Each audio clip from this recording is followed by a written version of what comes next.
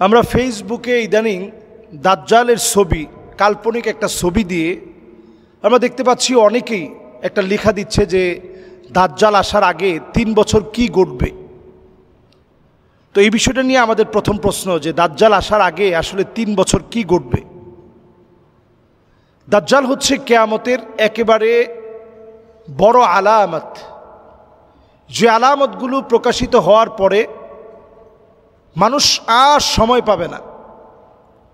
পুঁতির একটা মালা থেকে দানা পড়ে গেলে একটার পর একটা যেভাবে পড়তে থাকে, এইভাবে একটার পর একটা একটার পর একটা একটার পর একটা পড়তে থাকবে। মানুষের হাতে আর কোনো সময় থাকবে না। দাজ্জাল আসার আগে পৃথিবীতে বেশ কিছু সিমটম দেখা দিবে। এই পৃথিবী উত্তাল হয়ে পড়বে। হাত্তা তুরাল আরদু দামান, সারা দুনিয়াতে বিভিন্ন প্রান্তে মুসলমানেরা মার খাবে। ওয়ায়াকুন আল ইসলামু গরিবা, পৃথিবীতে এমন অবস্থা হবে যে মুসলমানরা সবচেয়ে দুর্বল হবে। এরপরে আল্লাহ রাব্বুল আলামিন মুসলমানদেরকে সফল করবেন, শক্তিশালী বানাবেন ইমাম মাহদি আলাইহিস সালাতু ওয়াস সালামকে পাঠিয়ে। উনি যখন আত্মপ্রকাশ ঘটবে ওনার 40 বছর বয়সে, এরপর মুসলমানরা শক্তির একটা জায়গায় আবির্ভূত হবে। মুসলমানরা এতটাই শক্তিশালী হবেন, ইউসলিহুল্লাহু লাহু লাইলাতান ওয়াহিদা, এক রাত্রির ভিতরে মুসলমানরা শক্তিশালী হয়ে যাবে। সুবহানাল্লাহ বিহামদি। এর পরের বিষয় হচ্ছে মাহদি আলাইহিস সালাতু ওয়াস সালামের 6 বছর পরে দাজ্জালের আত্মপ্রকাশ ঘটবে। দাজ্জাল যখন এই পৃথিবীতে আসবে, অবস্থাটা এমন হবে, তার আগে দাজ্জাল আসার আগেই আল্লাহ রাব্বুল আলামিন শেষ সময়টা এমন হবে, ইন্নাল্লাহ আজ্জা ওয়া জাল্লা লাম ইয়াবআসু নাবিয়্যান ইল্লা হাযযারা উম্মাতাহু দাজ্জাল। এমন কোন নবীকে আল্লাহ তাআলা পৃথিবীতে প্রেরণ করেননি যেই নবী আলাইহিস সালাতু ওয়াস সালাম তার স্বীয় কওমের লোকদেরকে দাজ্জালের ব্যাপারে বোঝাননি। দাজ্জাল এই পৃথিবীতে আসার পূর্বে প্রথম বছরটি এমন যাবে, প্রথম বছরটির ভিতরে এমন ভয়াবহ অবস্থা দেখা দিবে, আল্লাহ তাআলা পুরো আকাশকে মেঘ পড়া, আকাশকে 3 ভাগের 1 ভাগ মেঘ পড়া আল্লাহ তাআলা বন্ধ করে দিবেন। আকাশ থেকে বৃষ্টি বর্ষণ 3 ভাগের 1 ভাগ হবে, আল্লাহ তাআলা বাকিটা বন্ধ রাখবেন। এরপরে আল্লাহ রাব্বুল আলামিন জমিনের উর্বরতা কমিয়ে নেবেন 1 ভাগ। দ্বিতীয় বছর এমন হবে জমিনের উর্বরতা আল্লাহ রাব্বুল আলামিন 2 ভাগ, আল্লাহ রাব্বুল আলামিন জমিনের উর্বরতা কমিয়ে নেবেন। এরপরে আল্লাহ রাব্বুল আলামিন এমন একটা সময় দিবেন জমিনের উর্বরতা পুরোপুরি কমে যাবে, দুর্ভিক্ষ দেখা দিবে।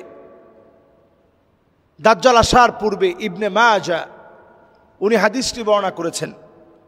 এরপরে দাজ্জাল এসে দাজ্জাল যে কাজটা করবে, ফালা তাবকা লাহুম সাইমাতুন ইল্লা হালাকাত, জমিনের অধিকাংশ জায়গা কেমন যেন ধ্বংস হয়ে পড়বে। দাজ্জাল আসার 3 বছর আগেই জমিনের অধিকাংশ জায়গা একেবারে ধ্বংস হয়ে পড়বে। এরপর জমিনের ভিতরে এমন অবস্থা হবে, ওয়া ইন্না মিন ফিতনাতিহি আইয়ামুররা বিল হাইয়্যি ফায়ুকাযযিবুনাহু ফালা তুবকা লাহুম সাইমাতুন ইল্লা হালাকাত। এই পৃথিবীতে এমন ফিতনা দেখা দিবে, মৃত ব্যক্তিকে যদি দাজ্জাল বলে যে তুমি জীবিত হয়ে যাও, দেখবেন জীবিত হয়ে যাবে। বর্তমানে এই বিষয়গুলোকে একেবারে হালকা করার জন্যে এআই প্রযুক্তি ব্যবহার করা হচ্ছে। আপনারা অনেকেই হয়তো বিষয়গুলো অনেকে জানেন, অনেকে জানেন না। এবং দেখবেন ড্রোনের মাধ্যমে শূন্যস্থানে বিভিন্ন এলিয়ন দেখানো হচ্ছে। এগুলো কিন্তু জিনদেরই বিভিন্ন আকৃতি, এলিয়ন বলে এগুলো হালকা করা হচ্ছে। দুষ্ট জিনদের বিভিন্ন আকৃতিকে এলিয়ন বলে এখন চালিয়ে দেওয়া হচ্ছে। এরপরে আসুন, দাজ্জালের 3য় বছরটা এত ভয়াবহ হবে, চতুর্দিকে দুর্ভিক্ষ লেগে যাবে। হাদিসের ভিতরে আসছে, ওয়া ইন্নাহু লা ইয়াবকা শাইউম মিনাল আরদ ইল্লা ওয়াতাআহু ওয়া যাহারা আলাইহি ইল্লা মক্কা ওয়াল মদিনা লা ইয়াতিহিমা মিন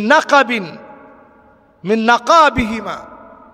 নবী আলাইহিস সালাতু ওয়াস সালাম বলছেন, মক্কা মদিনা শূন্য হয়ে যাবে, এত ভয়াবহ পরিস্থিতি সৃষ্টি হবে, ক্ষুধার তীব্রতা এত বেড়ে যাবে, মানব শূন্যতা দেখা দিবে।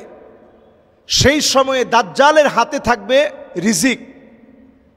যে লোকটা দাজ্জালের কথা বিশ্বাস করবে সে রিজিক পাবে।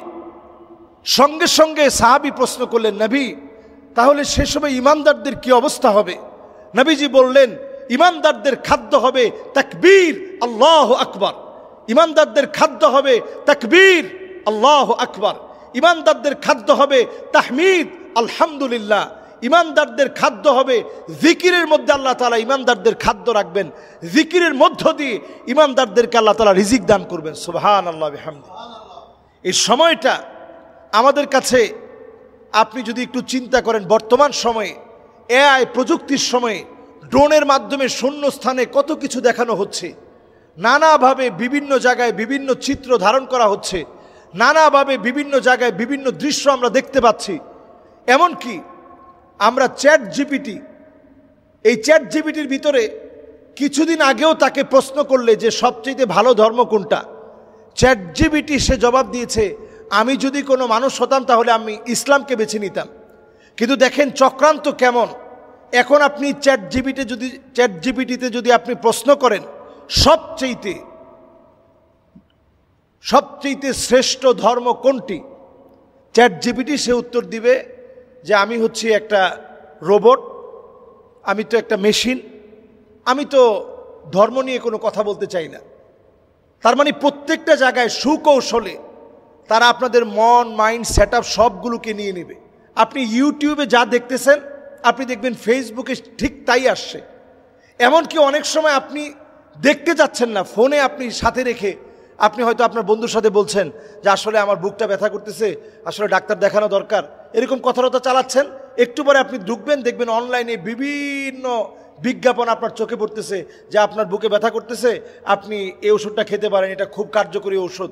তার মানে আপনাকে টোটালি এখন কিন্তু নিয়ন্ত্রণ করা হচ্ছে অ্যালগরিদমের এই যুগে। অ্যালগরিদম ছাড়া এখন বর্তমানে কোনো প্রযুক্তি কল্পনা করা যায় না। এই সময়ে আপনার কোনো প্রাইভেসি বলতে কিছু নাই। সুতরাং বাঁচার জন্য দাজ্জালের ফিতনা থেকে এই যে জুমাবারে সূরা কাহাফ পড়ুন, প্রতিনিয়ত 10টা আয়াত সূরা কাহাফের তেলাওয়াত করার চেষ্টা করেন। আমরা ইনশাআল্লাহ দাজ্জালের যে ফিতনাগুলো আমরা এখন শুনছি, জানছি, এগুলো যেন মাইক থেকে বলা বন্ধ না হয়ে যায়। নবী আলাইহিস সালাতু ওয়াস সালামের সেই বিখ্যাত বিষয় যেটা আমাদের প্রত্যেকের প্রচারে রাখা দরকার। নবীজি বলছেন, আমি দাজ্জাল সম্পর্কে যা বলে গেছি কোনো নবী তা বলে নাই। দাজ্জাল হচ্ছে আওয়ার, দাজ্জাল হচ্ছে তার এক চোখ টেরা থাকবে, অন্ধ থাকবে, ফুলা ফাপা নষ্ট থাকবে। আমি আল্লাহ রাব্বুল আলামিনের নবী মুহাম্মদ সাল্লাল্লাহু আলাইহি সাল্লাম যেভাবে সতর্ক করেছি, এই সতর্ক দুনিয়ার কেউ করেনি। আমি তোমাদেরকে সতর্ক করে গেলাম, আমার আল্লাহ তিনি আওয়ার নয়, আমার আল্লাহ তিনি অন্ধ নন। এজন্য আমরা দাজ্জালের বিষয় যেদিন মাইক থেকে বলা বন্ধ হয়ে যাবে তখন দাজ্জাল আসার সময়টা চলে আসবে। বর্তমানে এই সময়ে দাজ্জালের ব্যাপারে আমরা তেমন কোনো কথা বলিও না, আমরা শুনিও না এবং চেষ্টাও করি না। আল্লাহ আমাদেরকে বোঝার তৌফিক দান করুক, আমাদের প্রত্যেককে আমাদের এই জমিনের ফিতনাময় বিভিন্ন পরিস্থিতি থেকে আল্লাহ তাআলা আমাদেরকে হেফাজত করুক। আসসালামু আলাইকুম ওয়া রাহমাতুল্লাহি ওয়া বারাকাতুহু।